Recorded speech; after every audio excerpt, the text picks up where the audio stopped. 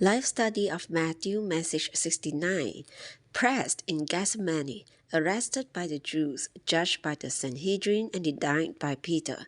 In this message, we come to chapter 26, verse 31 to 75, a long section in the Gospel of Matthew that is also related to the kingdom. The verses in this chapter regarding the Lord's table indicate that the Lord's death and resurrection have a great deal to do with the kingdom of the heavens. In these verses, however, we cannot find the resurrection, although we do have a clear reference to the Lord's death in the breaking of the bread, which signifies the breaking of the Lord's body. The Lord's word about the pouring out of his blood is also an obvious reference to his death. Although there is no explicit mention of it, resurrection is implied by the fact that the bread signifies the Lord as our bread for our enjoyment. His death accomplished redemption for us, but he becomes our enjoyment through redemption in resurrection. When we come to the Lord's table, we see on the table a symbol of the Lord's death, but we remember him not in death but in resurrection. In this remembrance we display his death. Both the Lord's crucifixion and resurrection are for the kingdom. Apart from Christ's crucifixion and resurrection, it is impossible for the kingdom to be established. By our natural life, it is not possible for us to be the kingdom people. This fact is made abundantly clear in chapter 26, verse 31 to 75. Here we have a picture of the arrest and judgment of Christ. This record reveals that no one can follow Christ on the pathway of the cross by the natural life. The king can take this pathway, but we in our natural life cannot. Therefore, the Lord must die for us and enter into resurrection for us. Through his death, our negative situation is settled, and by his resurrection, he is able to be taken in by us and even become us. Years ago, I could not understand why in the record of the Lord's arrest and judgment, Matthew includes a long story about Peter's denial of the Lord. I used to think that a few verses would have been sufficient to describe how Peter denied the Lord 3 times, but Matthew presents this in detail. It's important for us to see the significance of Peter's denial. In chapter 26, the Lord Jesus and Peter stand in absolute contrast to each other. In every respect, Jesus was able to pass through the pathway of the cross, but in every respect, Peter was defeated in taking this pathway. All the other disciples, of course, were the same as Peter. If we see this matter clearly, we should pay careful attention to Peter's denial as well as to Christ's victory. What was Matthew's main intention in chapter 26, verse 31 to 75? To unveil the victory of Christ or to expose the defeat of Peter? I believe that his intention was to present both, each in vivid contrast to the other. When we look at the Lord Jesus, we see complete success, but when we look at Peter, we see total defeat. For the establishment of the kingdom, Christ's victory is necessary. He had to be victorious in every respect. At the same time, we must come to realize that we, as fallen human beings, are not able to be the kingdom people. Do not have any trust in yourself. Peter is our representative. As far as our natural life is concerned, we are all Peter. For the kingdom of the heavens to be established, there was the need of a man like Jesus. Throughout chapter 26, the Lord Jesus stood in the position of a man, not in the position of the Son of God.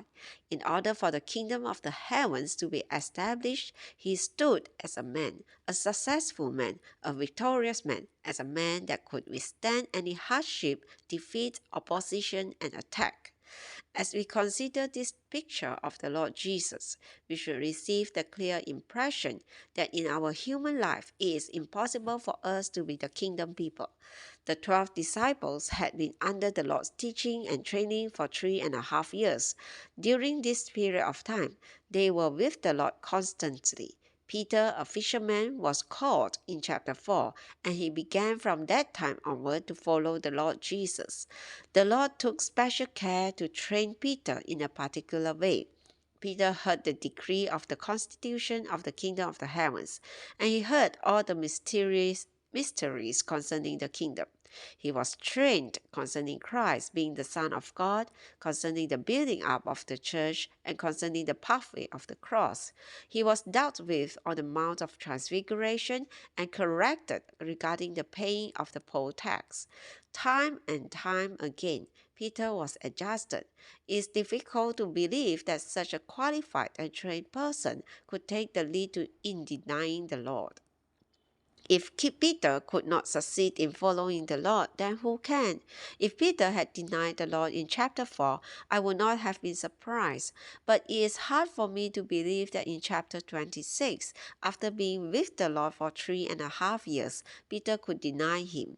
Not even Peter himself believed that he would do this. In verse 33, Peter said boldly to the Lord, "If all should be stumbled in you, I will never be stumbled." And in verse 35, he said, "Even if I must die with you, I will by no means deny you." Peter was confident that he would follow the Lord to the uttermost. But as this picture makes clear, all he could do was to deny the Lord to the uttermost. This proves that no human being can succeed in living the kingdom life. Perhaps after reading these messages, you have been stirred up for the kingdom and desire to be today's kingdom people. But we must realize that none of us can make it. Therefore, we need to be humble ourselves, bow down, and say, "Lord, I simply can't make it. I am a Peter." If Peter could not make it, then who am I to think that I can make it? Lord, I can't do it. Warning the disciples. In the light of the contrast between Christ's victory and Peter's failure, let's now consider verses 31 through 75. Verse 31 says, "Then Jesus says to them, You will all be stumbled in me this night, for it is written, I will smite the shepherd, and the sheep of the flock shall be scattered." The Lord was the shepherd, and the disciples were the sheep who were to be scattered. However, all the disciples said that they would not deny him.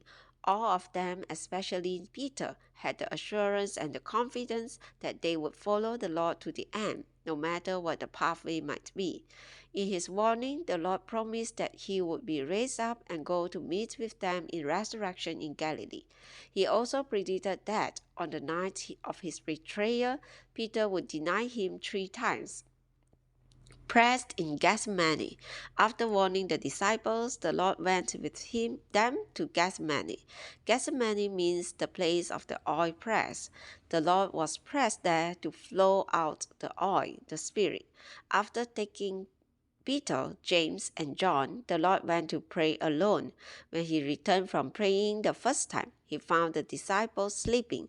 The Lord Jesus had told them seriously that his soul was exceedingly sorrowful, even unto death, and he asked them to watch with him. But it seemed to them that nothing was going to happen and that everything was peaceful. Perhaps the disciples fell asleep because they had been tired out by the Lord's presence. According to the other Gospels, Peter and John were the ones sent ahead to prepare the room for the Passover. Perhaps they were tired from all the events of the day. Peter might have said to himself, "I would like to stay away from Jesus for a little while. Since I cannot get away from him, let me take a little sleep." The Lord may need to pray, but I need to sleep. This was a full exposure of the fact that Peter was unable to make it in the following the Lord. It is also a portrait of our situation. We love the Lord, but like Peter, we may get tired out from being in his presence. Although it is wonderful to have the Lord's presence, sometimes we may get too weary to care for it. According to verses 40 and 41, when the Lord came to the disciples and found them sleeping, he said to Peter, "So you were not able to watch with me 1 hour. Watch and pray that you may not enter into temptation. The spirit indeed is ready, but the flesh is weak. In spiritual things, our spirit is often ready or willing, but our flesh is weak." Notice that the Lord Jesus spoke these words specifically to Peter, for Peter was the nose, the one who was the most prominent. When the Lord came back after praying the third time, the disciples were still sleeping. In verses 36 through 46, we see a contrast between the life that is absolutely able for the kingdom and the life that is completely unable. We do not have the first life by our natural birth. The life we have by our natural birth is completely unable to be for the kingdom. In the Garden of Gethsemane, the Lord was pressed to be sorrowful and distressed, even unto death.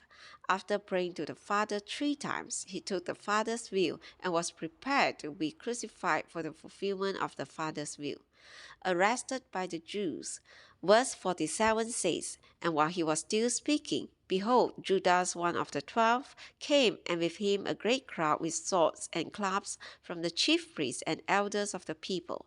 Judas kissed the Lord Jesus affectionately as a sign that he was the one to be seized. If it had been a stranger who had led the crowd to the Lord, it would not have been so painful to him. But the one who led the crowd in arresting him was one who had been so close to him for 3.5 years. Humanly speaking, this hurt the Lord Jesus.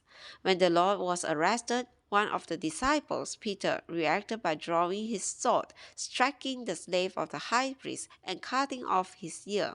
Instead of helping the Lord Jesus, this action merely caused trouble. In his Gospel, John gives Peter's name, and Luke mentioned the fact that the Lord had to heal the ear. After telling Peter to put his sword into its place, the Lord said, Do you think that I cannot beseech my Father, and he will provide me at once more than 12 legions of angels? How then shall the scriptures be fulfilled that it must be so? The word so refers to his death on the cross, which was prophesied in the scriptures and needed to be fulfilled. Once again, we see here a contrast between two persons in the light of the kingdom. Peter resisted the Lord's arrest, but the Lord was willing to accept it for the fulfillment of the scriptures. Jesus' life is more than able to be for the kingdom, but this is impossible for our life. Our life simply cannot withstand the events and environment related to the kingdom. We all must come to realize this. If we did not have this record of Peter's failure, defeat, and denial, we might think that our natural life could succeed in being for the kingdom, and we would want to be bold like Peter. However, our natural life is not adequate. Here in chapter 26, we see a natural Peter, but in Acts 2, 3, and 4, we see a resurrected Peter. Following the Lord Jesus on the pathway for the kingdom can only be done in the life of resurrection, judged by the Sanhedrin. In verses 57 through 68, the Lord was judged by the Sanhedrin. He was accused unjustly with false testimonies, but he did not say a word to vindicate himself. The Lord, standing before the Sanhedrin like a sheep before his shearers, would not say a word to vindicate himself. By remaining silent, he was fulfilling Isaiah chapter 53 verse 7. Then the high priest said to him, I adjure you by the living God that you tell us if you are the Christ, the Son of God. This was the same question the devil used in tempting the Lord. Verse 64 says, Jesus says to him, You said it. Moreover, I say to you, henceforth you shall see the Son of Man sitting at the right hand of power and coming on the clouds of heaven. The high priest asked the Lord if he was the Son of God, but he answered with the Son of Man. He answered the devil in the same way in his temptation. The Lord is the Son of Man, not only on the earth before his crucifixion, but also in the heavens on the right hand of God after his resurrection, and even at his coming back on the clouds. To accomplish God's purpose and to establish the kingdom of the heavens, the Lord had to be a man. Without man, God's purpose could not be carried out on earth, and the kingdom of the heavens could not be constituted on earth.